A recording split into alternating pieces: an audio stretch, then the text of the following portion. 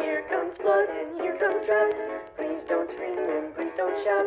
Say your prayers but don't freak out. It's just the end of the world.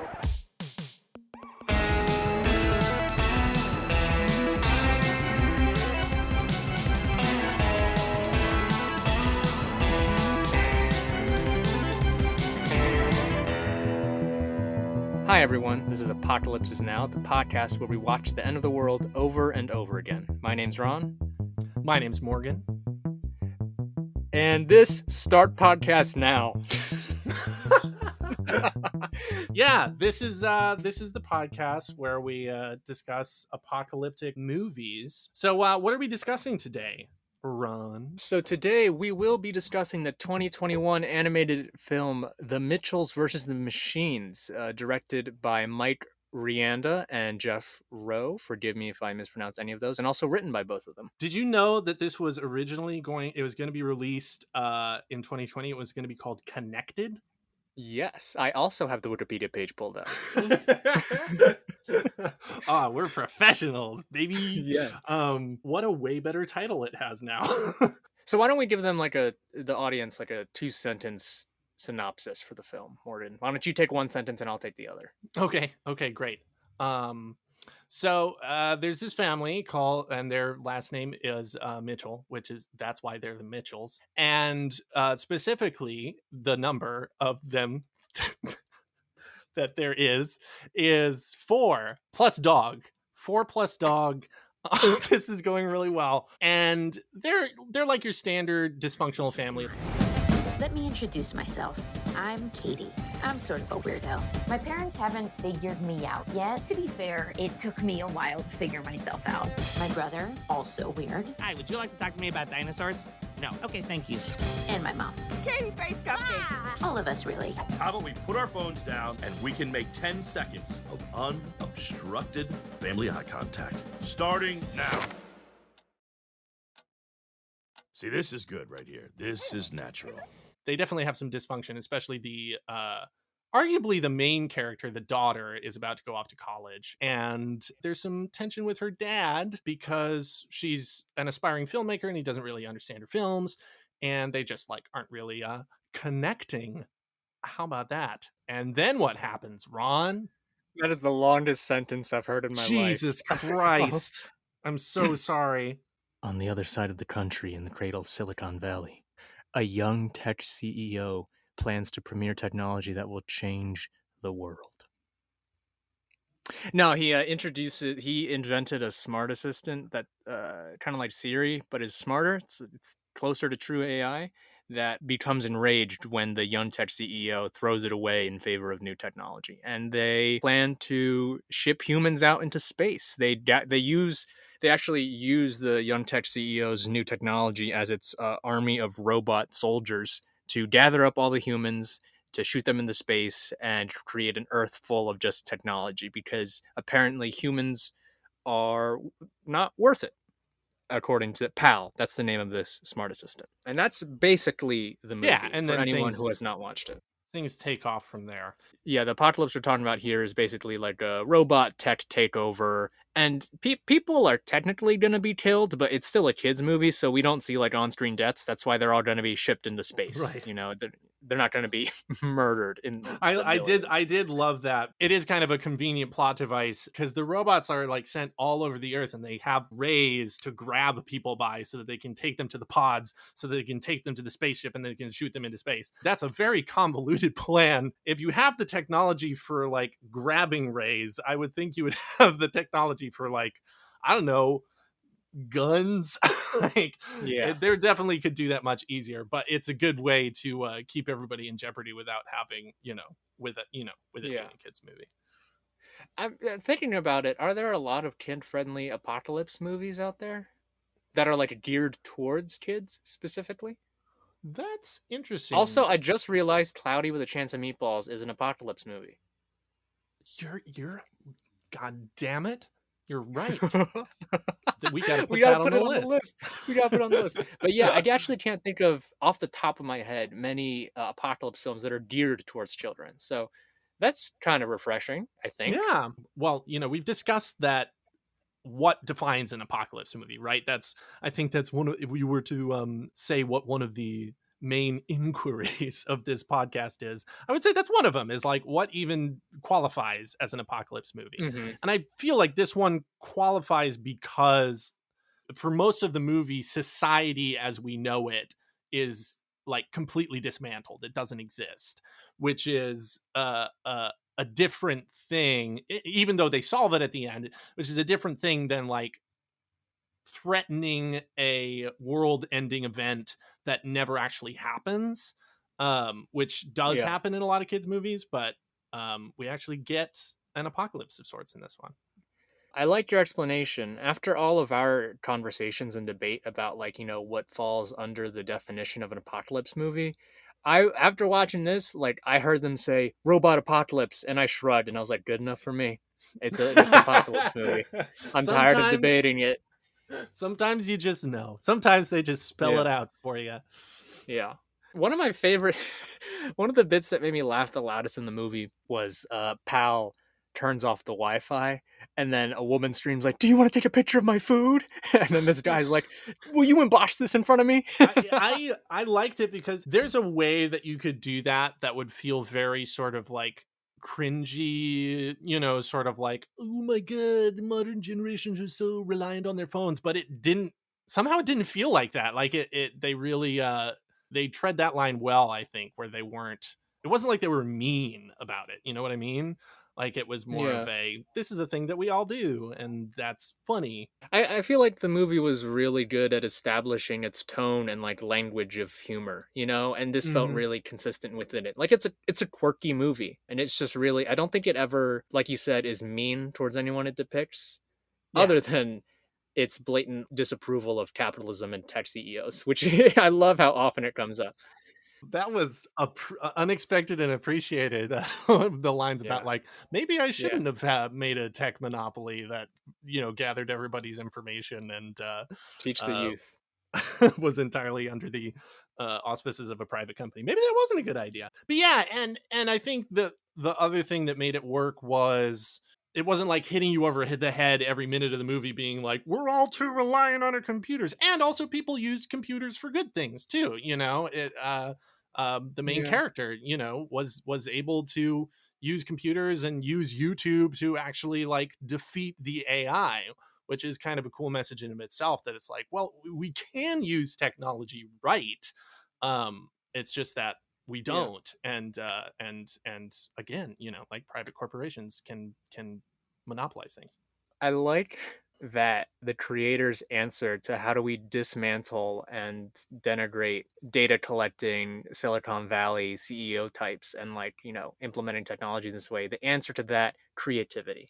Like in all Mm-hmm, earnestness, like I mm-hmm. like that. It's like the hero of this story for people who have not or and will not watch this movie, but I do recommend it, is a college bound young woman who is a very, very talented filmmaker. Like I was watching Yeah, what she was making at home and I was like, what? You're doing that on your own at home at like 15? That's crazy. yeah, And her ingenuity, I mean, her family contributed very invaluably, but she's the protagonist of the story. Uh, Her creativity and ingenuity is what saved the day, yep, And this felt like it could point towards these kinds of movies being more representative of like what the upcoming generations are like. Because, you look back and all these family affairs, these white bread cookie cutter families where it's like hijinks, but it's kind of like hijinks that doesn't really happen anymore, or maybe mm-hmm, never really happened. mm-hmm. It's not like fighting a robot apocalypse is more believable, but I don't know. The way that it was still constrained to stereotypes felt authentic because it also was aware of it. Like the Yeah, fact that the dad had a savior complex because he was the man of the family and things yep. like that. It managed to be self-aware and earnest at the same time, because it could have been so Hmm. self-aware that it was just like sardonic and sarcastic and meta, in a way that made it hard to engage with, because that's something that happens very often. Like you go so meta and ironic with the humor that it's just like, okay, whatever, we get that, what you're doing, or that's my reaction to it a lot of times, is I just get kind of aggravated by it a little bit. But this managed to toe the line between being self-aware and having its meta moments with being really earnest and having some real emotions at the Yeah. heart of it.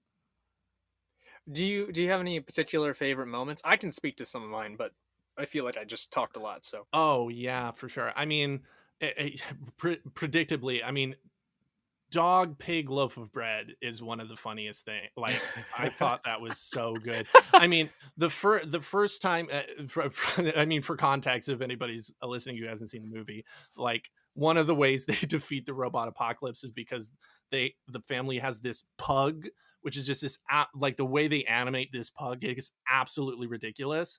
And it's just this absolutely ridiculous, you know, it's the best animated pug that I've ever seen in my life. It's just, it's so static. It's just, and oh my god, it's great. And the robots literally cannot process it because they look at it and they go, is that a dog, a pig, or a loaf of bread? And then they short out. Is that a dog or dog, pig, dog, pig, dog, pig, dog, pig, dog, loaf of bread, system error. So they introduce this. It's also really good, like, setup and callback, because they introduce it early in the movie as just like a one-off thing, and then they bring it back where they like tie the dog to the front of a car and are using it to like repel all the robots. So that was definitely a favorite moment. Well, why don't you go? Let's popcorn it. when I saw it in the trailer, I was like, "This is gonna be lame," but I loved the Furbies. For when Yes. the Mitchell's family goes to a local mall to try and upload a kill code to get rid of all the robots, they run. It turns out all the appliances in the mall that have PAL chips in them, PAL being the smart assistant trying to kill them all. So they're able to hunt them down. And there's an entire store full of Furbies. Did you watch with subtitles, Morgan? We didn't have subtitles turned on, but there were. I mean, we did see the subtitles for the Furbies. Oh, okay. It's like, So there was I shall return to the dark, and whatever it was. Yes, so there was the world's largest Furby in the store, and he was summoned to protect all the small Furbies, and he was like, "You have hunted my children. I shall come for you now. The hunt begins." That sent me. For me, Furbies are terrifying. Furbies are one of the most terrifying things that, you know, corporate toy America has ever unleashed onto the public, because they're virtually unkillable. I don't know if you've ever tried to kill a Furby. I have, but you can't do it. This is going to sound like I've done this a lot. I've done it with like one Furby where we just tried to kill it as many ways as we just like threw it at a wall, we threw it out a window, and every time we came up to it, it would still just like speak whatever little sentence it was supposed to speak. Yeah. Have you ever tried to kill a Furby, Ron? This is funny because I feel like part of why including a Furby was so effective is that you're gonna get like 4 different reactions across demographics. You're gonna get like the people who are like, "Oh yeah, my kid had one of those," and you get people like you who are like, "Oh yeah, I f with Furbies." I don't fuck with Furbies. I know of Furbies. I don't fuck with them. You fucked with them in a different way. Yes, exactly. I fucked them up. You're real tough, Morgan. Thank you. If there's one thing you can say about Morgan Morris, it's that he can hold his own against a Furby. Every Furby shakes in your presence. I kind of remember Furbies. I don't know if that's just because I wasn't around them or people my age didn't have fun with them as much. And then if you're gonna get people, you know, everyone past 2000 or whatever year that'll be like, "What the heck is that?" You know? Yeah. Oh my god, that didn't even really occur to me that you're probably gonna have kids who are watching this movie, and then like after they've watched the movie, somebody is gonna offhandedly talk about Furbies, and they're gonna be like, "Wait, Furbies are a real thing?" Like that wasn't something they made up for the movie. That horrifying aberration is an actual thing that existed in real life. If there was something where someone was like, "Hey, do you know that was real?" You'd be like, "What? They didn't make that up?" Oh, I thought you were going to ask. This is what I thought you were going to ask. If there was one thing, like one product or toy or something from real life that you wouldn't want as like see turned evil in a movie, what would it be? That's what I thought you were going to ask. So now I'm going to ask that. Probably first thing that came to mind was Name of brand. Just because it's in my mouth. Of all the things I could have possibly expected, it was not. Unsponsored product. Oh my god! Well, Especially it's since on my that's like a mind. podcast sponsor company. Like, Yeah. Are we gonna have to bleep that out? Brand name. if you're listening, where Ron's afraid of your product coming to life. To be clear, in case I have bleeped this out for audiences, I'm talking about the toothbrush on a self Bleep timer. toothbrushes. Yeah. I What mean, about that is a good. I guess that's a good point. I'm I'm very amused by like where you went with this, because you were immediately like, your immediate thought was, I wouldn't want this thing because this thing goes like inside of me, or like, this is a thing that I use in my, like, that never would. I was thinking like, a type of doll that like you think is really creepy in real life, and you were like, no, I don't want something that's in my mouth to come alive. I don't want to be evil. I don't want to have an evil thing inside me. Yeah. Let's talk about if we would survive. Like, okay, we're walking around and Tim Cook says, hey, we have this big announcement. I also don't know if I have to bleep out his name or not. He says, everyone, we have come out with the iPal, iBuddy. It's the thing in the movie. iFriend. It's the robots. I don't even remember what they call robots. The thing from the movie. Robots. I don't remember. Robots. Anyway, was it like Pal X or something like that? Yeah, something like that. And then the apocalypse happens the way it does in the movie. What's your plan? What's your go-to? You don't know the information that family has, but like you're like, robots are coming for people to put them in pots. What's your response? I love that you started that out with like Tim Cook announces, and then you just were like, Tim Cook announces the apocalypse from the movie that we just watched, but you felt the need to connect to real life with Tim Cook. Yeah. So Tim Cook announces that the apocalypse is happening. Yes, so and much also power. that you're adopted. Everybody's adopted. What would my reaction be? Like, what's your move? Not like sadness. like what? Like, what's your plan of How action? do you feel? I'm throwing my hands up in the air. Whatever. We were gonna go out some way eventually. What's my first move? Gosh, I feel like. Well, I mean, I sort of feel like I have maybe somewhat of an advantage because my family has this like tiny cabin way up in northern Maine. So my first move for like any potential apocalypse scenario is go to the cabin in Maine, because it's literally in the middle of the woods. But I would need to get drive. it, Morgan. We'll visit you at your cabin in Maine. I'm trying so hard. Everybody who listens to this podcast, you're welcome. Come up anytime.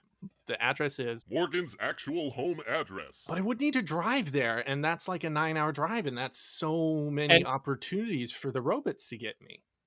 Plus, how would you get there? Do you already know the way, or would you use Google I just said Maps? I would drive. No, but would you use Google Maps? I would use a car, Ron. No, Morgan. to know where you're going, would you use Google Maps? I think I could probably figure. You just got to point in the right direction. All right. You just got to say I'm in. All I really need is a compass now. Isn't that all I really need now, Ron? All right. Because fair enough. I'm in Connecticut, and I know Maine is up. You go up, and there's Maine, and that's how it works. That's directions, Ron. You sound. Are you okay? I'm having an event. So I mean, I don't know how I'd protect myself on the drive, because I feel like they'd come get me in the car. So while I think about that, how about you? What would your reaction be? Well, for people who don't know, I'm unemployed in an apartment. American City. So what's my first move? Well, it's a pretty tech-heavy city, so I feel like they'd be on us pretty quickly. I think I'd just grab some snacks and a blanket and really settle up in that pod. Because it wasn't that bad. Yeah, Yeah. you know what? I will believe in my heart that someone else is the protagonist of this story. That's probably a good strategy in any of these sorts of events. People always in these sorts of movies are always like, we've gotta do the thing. Even well, there's even that part in the movie where the dad is like, we're just gonna post up in this abandoned Yeah. convenience store and just chill. And you know what? Not within the plot of the movie, but in most cases, that's probably would be the best idea. Just like hole yourself away somewhere and Yeah. and wait for somebody else to take care of it. That's funny. It makes me think, is there any kind of movie or something where Ron's original screenplay idea that he might want to try writing someday. No, not that I know of, but you know what? You're gonna cut that part out so that you can sell that screenplay at some point and nobody steals it. I'll bleep it out so everyone's curious, and then I'll garner some interest. Like, Ron, what was your idea? And I'll be like, you got some Buco bucks, baby? I thought I heard you like popping out the tip of a pen for a second there, and I thought you were like writing it down. I'm sorry. in, I like, just a drew a legal face on notebook. I just drew a face on my foot. I didn't know you could hear that. So, On your foot? yeah, I Like say the top of your foot or the bottom of your foot? like where my leg meets my foot, my ankle. ankle? I forgot there was a word for it. I'm not the protagonist of this story. I'm not. Yeah, in order to be the hero of the story, you need to know what ankles are. Well, okay, wait. So I'm curious. I'm sorry to take it away from what could be a juicy bit about ankles. I did feel like there was more material to be explored. There was a ripe green valley of comedy to be explored there. Yeah, I felt it too, and I just all over it. Pal had a question. You just for you both. just moved right on from that one. Good for you. Good for you. All right, please. Pal has a question that's asked to the Young Tech CEO and then eventually the protagonist of our story. And the question is like, what makes humanity worth saving? How would you answer that question, Morgan? I think I'd probably answer it pretty similar to the way they did in the movie, which is another testament to the strength of the writing, I think. Because they managed to do it again in a way that wasn't cliche. Although they did even play with, that the villain fell asleep halfway through the speech. But I thought it was a pretty good speech because it didn't fall back on like, they even had a moment earlier in the movie where they were like, why should we save humanity? And then somebody was like, the power of love. And they were like, that's terrible. That's that's bullshit. Yeah. I feel like she talked about, maybe I'm imagining this, I feel like she talked about creativity and also just sort of failing and messing up, but you trying again and keep trying. Am I making all of this up? Did she say any of this in this speech? Hand on my heart, I'm not gonna lie, I pulled a Pal. I kind of like zoned out when she gave her speech. The villain of the movie was like, why should humanity be saved? And the main character started to answer, and Ron was like, this doesn't seem interesting at all. I'm on Pal's side. No. Humanity should not be saved. Something else was just happening in the room. I bet it was written well. Yeah, I mean, honestly, I've just admitted that I can't entirely remember what she said, but I'm still using it as my answer. Why should humanity be saved? Oof. What a good question that we definitely can answer on this, our comedy film podcast. Someone walks up to you, they have a giant bat in their hands. They say, why is humanity worth saving? You have 10 seconds to answer. What do you say? Love. The power of love. I think that's the answer. I think it's love, and I think it's imagination and creativity. I think those are the things, and that's something that doesn't exist anywhere else yet that we know of. Like in the entire universe, it doesn't exist. And obviously, if we're in this fictional scenario, we're probably talking to something else that has some sort of sentience, so maybe that point doesn't stand as much. But yeah, I mean, I feel like even in the movie they're talking to robots, which I feel like, except maybe for the two that have that sort of befriend the family, they haven't necessarily developed the capacity for, I don't know, like empathy or true connection. Like the pal has this connection with the tech guy, but it's, I don't know, it like feels, it feels unhealthy. I guess my answer to pal would be, obviously I believe humanity should be saved because I'm part of humanity, but I also don't understand why you think you can do better when you're already falling prey to the same things we do. She like, the entire reason they try to take over the world is because of the same sort of human foibles that we all have. So like, why not figure out how to work with humanity? It's hypocritical for sure. I see that. I do think it's interesting. I mean, caveat. I think humanity should be saved, and I think I agree with you. And what I Just to be think was, clear, and I agree with what you said, and what I think was the point of Katie in the movie. I wasn't listening, but the redemptive nature of humans and the potential and capacity to change and love and grow. But I do think it's interesting that in movies like this, or wherever that question is posed, the protagonist and presumably the viewers as well asked that humanity be judged by our best. And then moving on from this, not necessarily resorting back to our worst, but doesn't act on that best. Now, I'm not on some high horse doing my best every day, but I do think it's interesting that whenever an argument has to be made for humanity, it invokes our best qualities. And I don't know, I feel like we can't keep summoning that argument again and again until we really hold that as a tangible value across societies, that like we want to be doing our best, and so that we can be held to our best. You know what I mean? yeah, but I feel like when this sort of scene is dealt with well, that's part of the argument, is that like, yeah, we are imperfect and we know that we're imperfect and we know that I mean, it's like you said earlier, which is like the potential to try and change and grow. I think the best version of this kind of scene is not saying like judge us by our best, it's saying judge us by the fullness of ourselves. You know, don't just judge us by our worst either.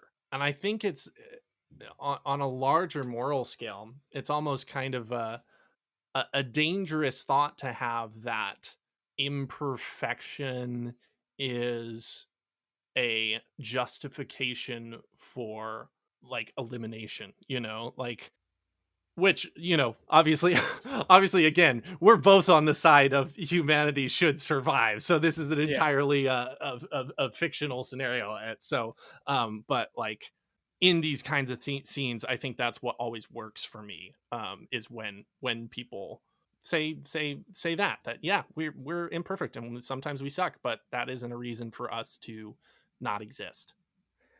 I agree with you. I guess I was thinking about taking the expulsion from Earth lightly and seeing it more like, because I was thinking about like if a person took this as their mantra in a way where it became complacent, like someone who treats you shitty a lot, and then when you're like, why should I not cut you out of my life, they're like, oh, because I can change, because I can grow. And it's like, okay, but you've said that 10 times now. Like, that's what I was thinking about, like, Yeah, that's fair, but to take that fictional scenario like to its to its conclusion, I feel like the equivalent of what you're saying would be the robots being like, we're gonna just leave Earth and go start our own civilization, convince us why we shouldn't do right, that. right. Whereas I feel like the equivalent for what actually happens, like in this movie, to your scenario would be like, you treated me shitty, tell me why I shouldn't kill you. Which I feel like is two two very different things, right? Yes, that's a good point. That's a good point. So, Morgan, when we talked about doing this podcast, I had a vision in my head, and it was of a being that through all of I'm these sorry, a bean? different, a being, sorry, let me enunciate. Oh, A sorry. being, I thought maybe you meant like a giant bean. no, but that's good too. A being Yeah. that through all of these apocalypses we see on the screen over and over again gets stronger from each of them. amassing different tools and skills and traits until after every single apocalypse, it can no longer be killed. The unkillable being. This vision in my head, I want us to make it real. The Unkillable Being. Okay. Also, all I can think about now is the Unkillable Bean, which is just an invincible bean. I think what we agreed on is that after every movie we watch, we each pick and talk about a trait that we would gift to the being to survive the apocalypse in a given movie. And the only kind of rules were that it would fit within the world of the film and also not be overpowered. Because obviously, if we said immortal, Right. duh, Right. unkillable, that's not fun. Yeah. Am I missing anything? No, I don't think so. I think that was pretty much the gist of it. Okay. I know what I want, but why Ooh. don't you start? No, please go, because I don't know what I want. No, It'll give me time to think, Ron. No, I'm putting you on the spot. No. Okay.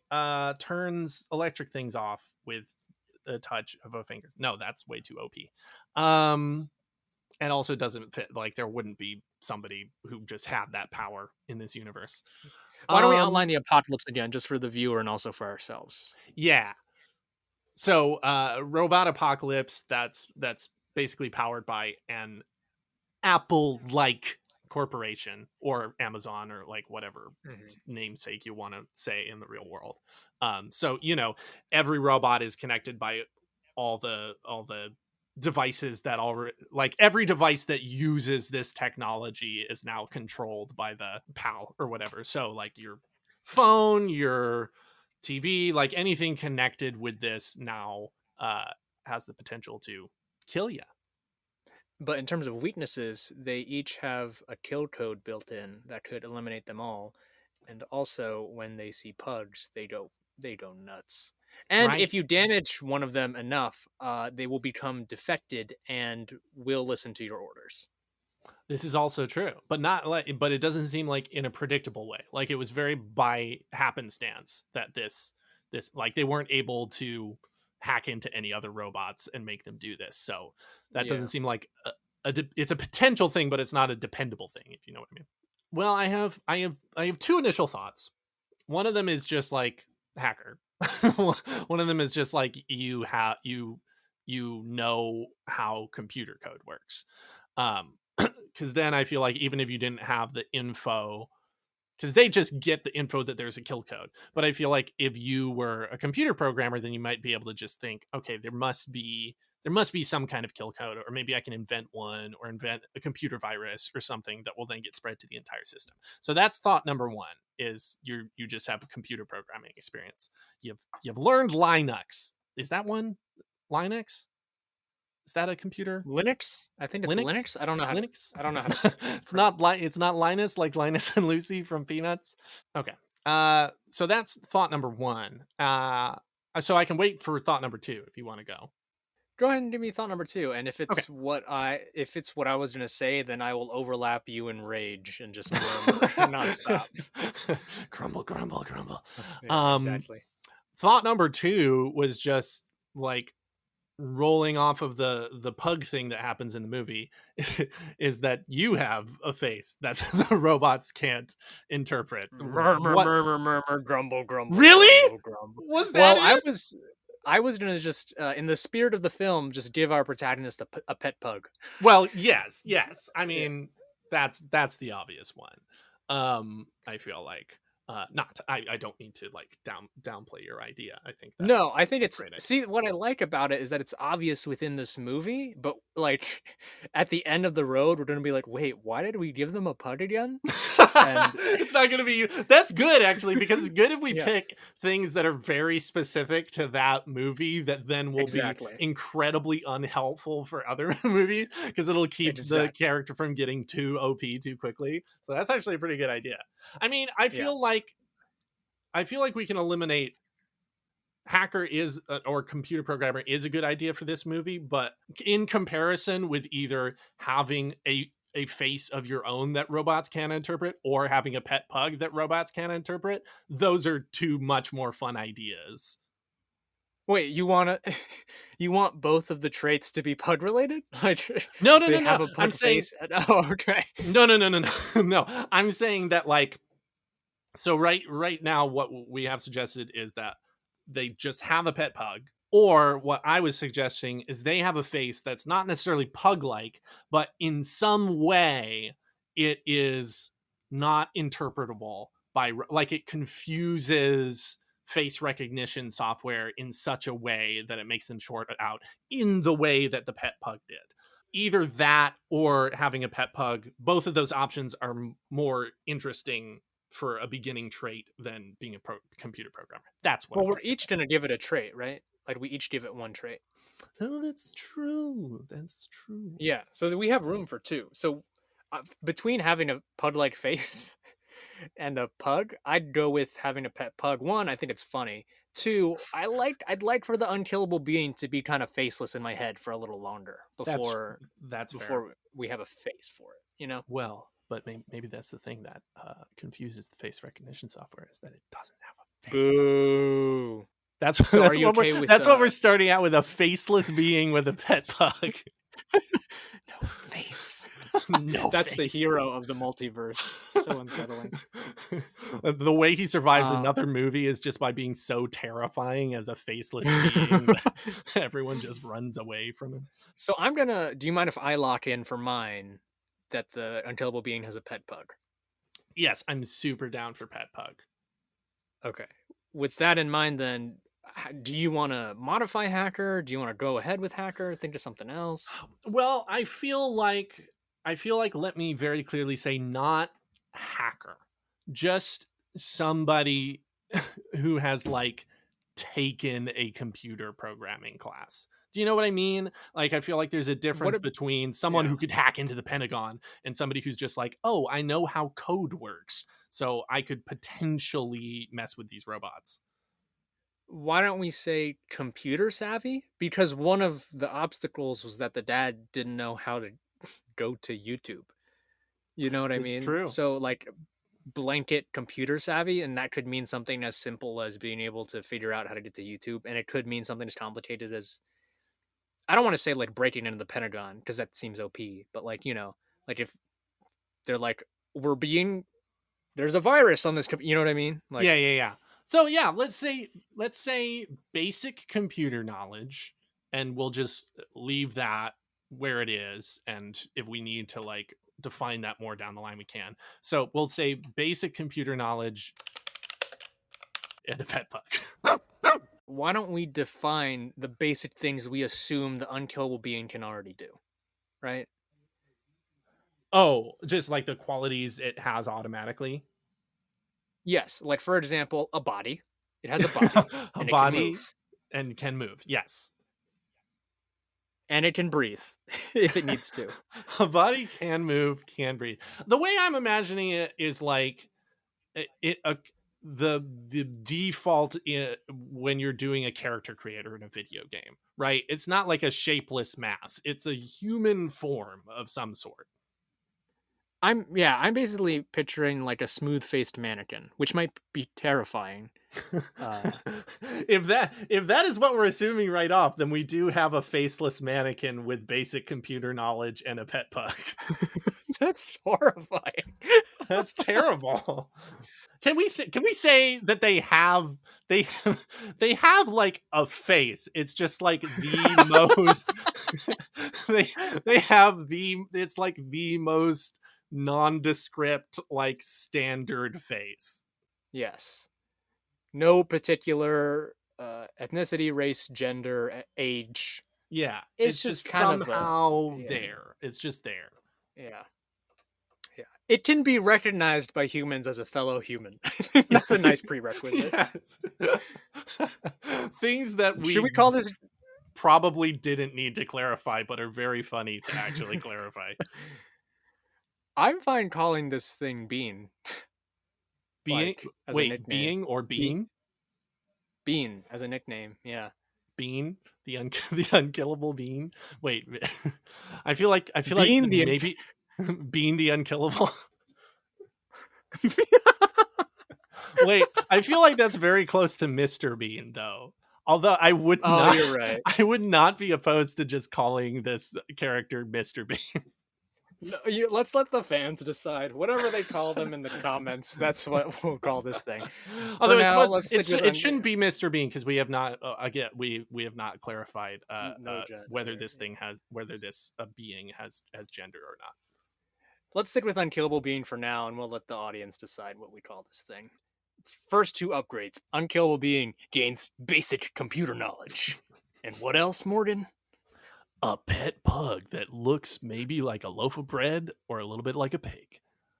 My God. So Terrifying. with that, Unkillable Being has already walked away from one apocalypse unscathed. And they walk off into the sunset, ready for their next.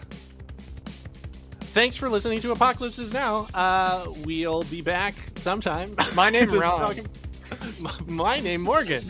And we love movies and each other because we're friends. Thanks for listening. Thanks.